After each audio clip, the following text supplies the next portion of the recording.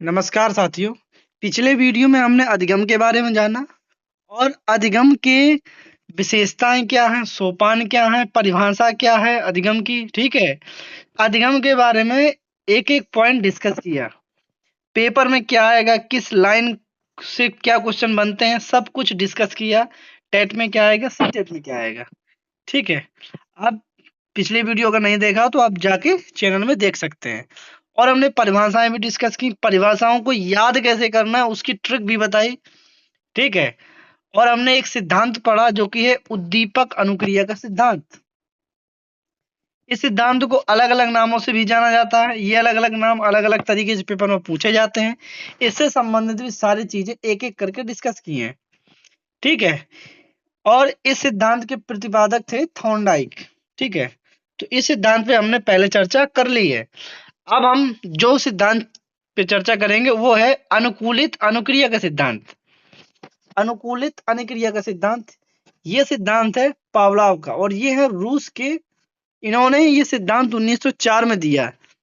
ठीक है, और ये सिद्धांत है शरीर क्रिया शास्त्री थे। ये क्या नाम, ये बॉडी के क्रिया शास्त्री थे, यानी कि शरीर की क्रिया शास्त्री थे, यानी बॉडी के मैकेनिज्म पे इनका अध्ययन चलता था। ठीक है, तो इन्होंने थ्योरी दी पावलोव ने। ठीक है, और ये जो प्रयोग इन्होंने किया है वो किया है कुत्ते पर। पहले हम प्रयोग डिस्कस करेंगे, इसके बाद सारी चीजें, सारे नाम, एक एक चीज, क्योंकि पहले आप चीज को समझेंगे तभी उसके नाम जानेंगे। इन्होंने एक प्रयोग किया, वो किया कुत्ते पर। ठीक है, इन्होंने क्या किया, एक घंटी ली। ठीक है, और कुत्ते को कुत्ते के कुत्ते के सामने घंटी बजाई। ठीक है, और भोजन दिया।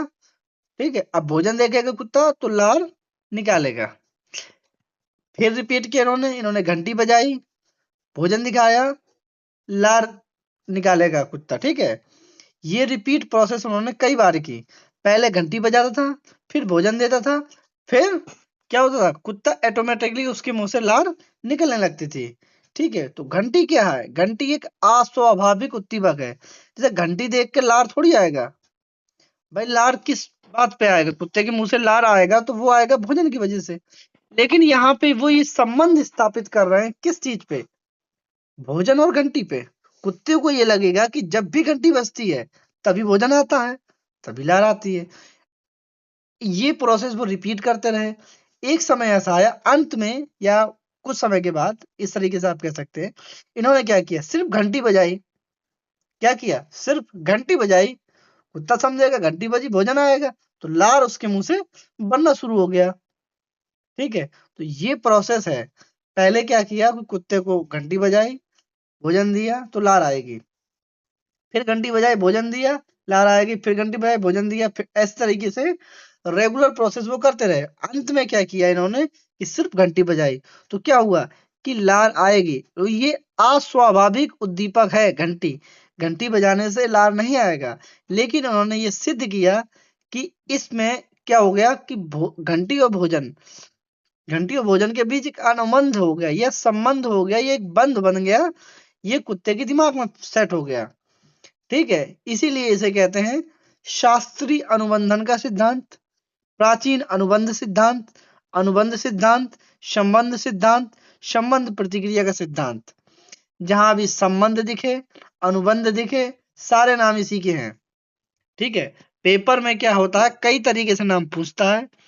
हमने आपको बता दिया किसी भी तरीके से पूछे, यहाँ एक संबंध बन रहा है घंटी और भोजन के बीच में। इतना आपको क्लियर होना चाहिए, घंटी और भोजन के बीच में। और ये थे आईपी पावलोव। ठीक है, आईपी का फुल फॉर्म लिखा इवान पेस्टरिच। ठीक है, तो ये आईपी पावलोव हैं। ठीक है, नियम आपको अच्छे से समझ में आया होगा। देखिए, इसी नियम को तरीके से वीडियो या फोटो दिखा के समझा दें, वो भी होता है। ठीक है, अब ठीक है, हमने जिस तरीके से पढ़ाई की है, जिस चीजों को, ठीक है, उस तरीके से आपको बता दिया। ठीक है, इसमें क्या भाई, एक कुत्ता दिखा देंगे, उसके सामने घंटी बजाएंगे, लार निकलेगी, भोजन दिखाएंगे तो। ठीक है, ऐसी तरह से इन्होंने इसीलिए इसे बंद, यानी कि ये देखो यहाँ लिखा क्लासिकल ये नाम से भी आती, क्लासिकल अनुबंध सीरी बहुत आता है इस नाम से, सीआर थ्योरी भी आता है, ठीक है। ऊपर हम एसआर पढ़ चुके हैं। कंडीशनल रेस्पॉन्स थ्योरी इस नाम से भी बहुत आता है। अनुकूलित अनुक्रिया का सिद्धांत इस नाम से भी बहुत आता है। तो किसी भी नाम से आएगा, ठीक है। नियम हमने पढ़ लिया, ठीक है। इसका स्क्रीनशॉट ले लीजिए। अब है अनुबंध के जनक। तो अनुबंध के जनक कौन है? पावलोव। इन्हें 1904 में इस चीज की नोबेल प्राइज भी मिला, ठीक है। अब इसका शैक्षिक महत्व क्या? सतर्कता या सावधानी, ठीक है। अब श्रव्य क्या है? सुनने वाली क्या है? घंटी। और दृश्य, दृश्य क्या है? सुनने वाली होगी घंटी, दृश्य क्या? भोजन। तो इन्होंने इन दोनों के बीच संबंध बनाया। क्रिया की पुनरावृत्ति, रिपीट किया इन्होंने। तो हम कोई भी चीज सिखा रहे हैं तो रिपीट करेंगे। पुनरावृत्ति के द्वारा अनुबंध स्थापित होता है। भाषा सीखने में सहायक है।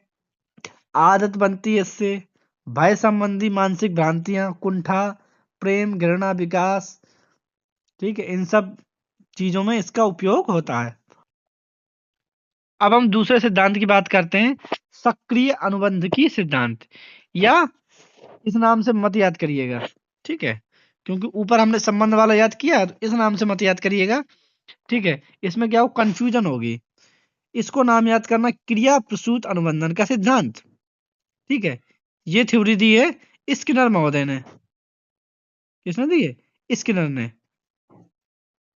हमें कोई भी चीज को इस तरीके से नहीं पढ़नी है कि चीज एक दूसरे को ओवरलैप करें। जैसे इसमें आया सक्रिय अनुबंधन का, हमें ये पढ़ना ही नहीं है, ठीक है। हम इस नाम से पढ़ेंगे ही नहीं। बस इतना याद रखेंगे कि जब भी सक्रिय आएगा, केवल एक नाम ऐसा है जो कि स्किनर से जुड़ता है, बाकी सारे संबंध पावलोव से हैं, ठीक है। अब ये नाम हमें भूल जाए तो भूल जाए। क्रिया प्रसूत अनुबंधन का सिद्धांत, इसे कहते हैं operation conditional theory, conditional theory, ठीक है। क्रिया प्रसूत अनुबंधन का सिद्धांत, क्रियात्मक अनुबंध, यहाँ क्रिया की बात हो रही है, ठीक है। सब में क्रिया आएगा, नैमित्तिक क्रिया, अनुबंध तो आ रहा है, ठीक है। इस तरीके से भी याद कर सकते हैं, क्रिया आएगा, ठीक है। अब इन्होंने अपना जो प्रयोग किया वो चूहे पे किया है और कबूतर पे किया है। बिहेवियर ऑफ ऑर्गेनिज्म, ठीक है, the behaviour of organism, organism, ठीक है। इस किस किताब का नाम है ये इनकी, और ये कई बार किताब का नाम भी पूछा गया है। कई बार पूछा गया किस पे प्रयोग किया, तो चूहों पे किया है और कबूतर पे किया है, ठीक है। अब क्रिया प्रसूत में है क्या? इन्होंने एक चूहा लिया, ठीक है, उसको एक बॉक्स में बंद किया, ठीक है। बॉक्स में बंद किया, जिसे इन्होंने स्किनर बॉक्स कहा। उछल कूद करता रहा, उछल कूद करता रहा, ठीक है, उछल कूद करता रहा। जैसे ही उछल कूद करता था, ठीक है, काफी देर तक उछल कूद की, इन्होंने क्या किया कि थोड़ा सा भोजन या कुछ दाने गिरा दिए बॉक्स में। फिर क्या, अब थोड़ी देर में वो फिर उछल कूद करने लगा। तो थोड़ी देर उछल कूद किया, तो जैसे ही उछल कूद किया थोड़ा बहुत, तो फिर कुछ भोजन दे दिया। इस तरीके से वो एक प्रोसेस कर दी उन्होंने। जैसे ही वो उछल कूद करता था, ये भोजन डालते थे। उछल कूद कीजिएगा, भोजन डालेंगे, उछल कूद करेगा, भोजन डालेंगे। तो उसके दिमाग में ये चीज सेट हो गई कि जैसे ही मैं उछल कूद करता हूँ, भोजन आ जाता है, ठीक है। स्किनर के अनुसार, स्किनर महोदय कह रहे हैं कि जैसे ही हम क्रिया करते हैं, तो उसका कुछ रिजल्ट मिलना चाहिए, पुनर्बलन देना चाहिए। तो ये पुनर्बलन के तौर पे भोजन का इस्तेमाल कर रहे थे। पुनर्बलन मतलब जैसे कोई काम करता, तो थोड़ा बहुत शाबाशी देनी पड़ती है। तो शाबाशी के तौर पे या पुनर्बल के तौर पे ये भोजन दे रहे थे। यही प्रयोग इन्होंने कबूतर के साथ किया, ठीक है, और यही प्रयोग इन्होंने चूहों के साथ किया। इन्होंने थार्नडाइक की एसआर थ्योरी को और आरएस थ्योरी को बदल दिया, ठीक है। ये पॉइंट नहीं आएगा पेपर में, ये कोई मतलब नहीं है, ठीक है। ज्यादा लोड लेने की जरूरत नहीं है, जो चीज बताई है उतना आप देखिए बस। तो ये इतना बस, इनके नाम याद रखना, सारे में क्रिया आएगी, क्रिया, सक्रिय, क्रियात्मक, नैमित्तिक क्रिया, सब में क्रिया आएगी, ठीक है। तो लोड नहीं लेने का। क्रिया जब भी आएगा, ठीक है, अनुबंध आएगा तो उसमें, लेकिन क्रिया वाला आएगा तो इसमें, ठीक है। स्किनर का है वो। शैक्षिक महत्व, तमाम तरह की चीजें भाई हम पुरस्कार देते हैं, बच्चे सीख जाते हैं, वही सबसे अच्छे महत्व। कोई मतलब नहीं, बताने से कोई मतलब नहीं, ठीक है, टाइम लॉस होगा। ठीक है, एक कुछ बुक्स यहाँ दी हुई है कोयलर की। कोयलर एक मनोवैज्ञानिक है, उनकी बुक है द मेंटेलिटी ऑफ एप्स। इन्होंने कोयलर ने जो प्रयोग किया है वो बंदर पे, यानी कि लेप क्या लंगूर पे किया हुआ था, तो उसी पे इन्होंने बुक लिखी है, कुफ्का। इसी के साथ उन्होंने काम किया the growth of the mind, ये भी बुक है।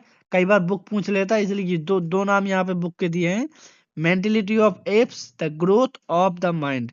ये दोनों बुक नोट कर लीजिएगा, आती हैं। ठीक है, ट्रेंड बदल चुका है। कई बार नियम नहीं पूछता, सिद्धांत नहीं पूछता, वो पूछ लेता बुक कौन सी है। ठीक है, तो ये यहाँ हमने दो सिद्धांत पढ़ लिए हैं। एक सिद्धांत हमने पढ़ लिया है अनुकूलित अनुक्रिया का सिद्धांत, जो कि पावलाव का है।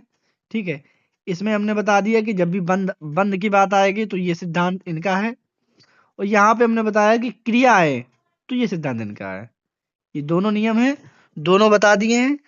एकदम आपको क्लियर होना चाहिए, किसी प्रकार का कोई डाउट नहीं होना चाहिए। मिलते हैं नेक्स्ट वीडियो में, तब तक के लिए